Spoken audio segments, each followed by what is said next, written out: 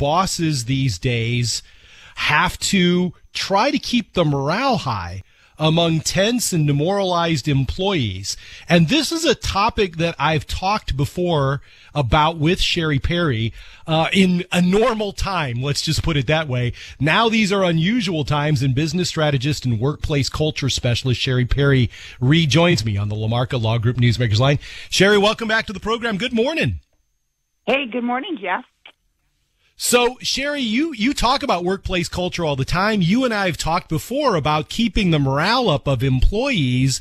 Wow, what a situation we're in. Your bosses often are communicating with employees from a remote location.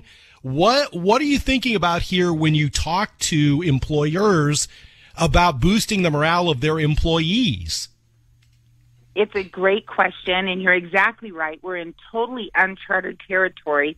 However, we have been kind of out here tossed about a bit. So people are getting kind of used to working from home. What I'm hoping that business leaders are doing right now is they're being very, very specific and clear with their communication with their team.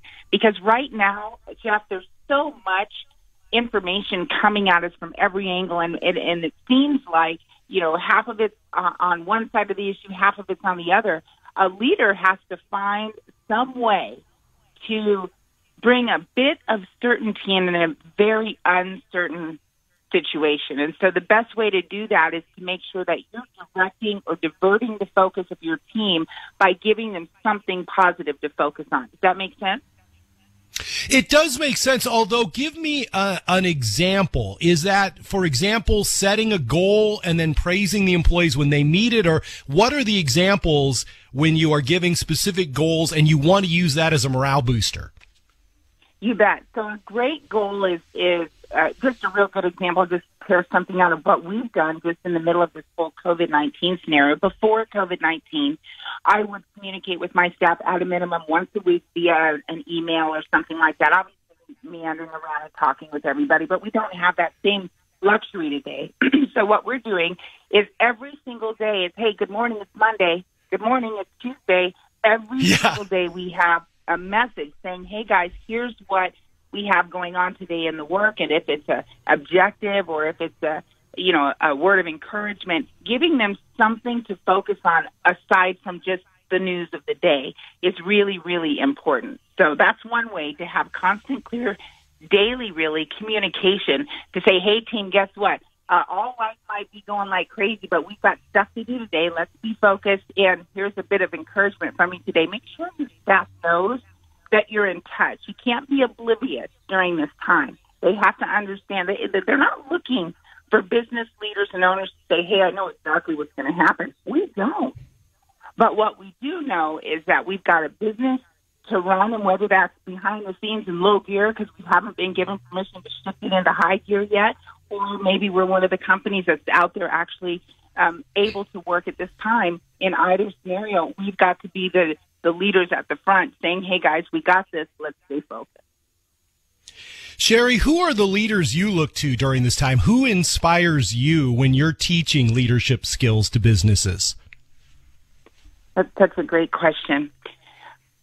For me personally, I definitely always go back to my mentor, Zig Ziglar, first and foremost, because the quote that I lean into in good times and in bad from Mr. Ziglar is, you can have everything in life you want if you just help enough other people get what they want. And being able to operate in a time of crisis as someone who's looking for a way to give is very, very important. I was just on a group this morning at 6 o'clock my time, and we go every single Friday. We meet and we work through a book. It's a really great group, and we talked about the fact that you don't get out of any situation, you give out of it. It's just powerful. John Maxwell is a great leader, great thought leader. I have a personal mentor and coach, Rick Jones, that I just absolutely adore, and believe me, I'm texting and calling him more often than I normally do. And also, I belong to a business group called the Inner Circle, and they are phenomenal. We meet on a weekly basis just to lift and hold each other up. So I would encourage everybody to make sure that you're surrounded by people that can help you during this time. I knew she was the right person to talk to. Business strategist, workplace culture expert, Cheri Perry. Cheri, have a great day. Thanks for your words of inspiration today.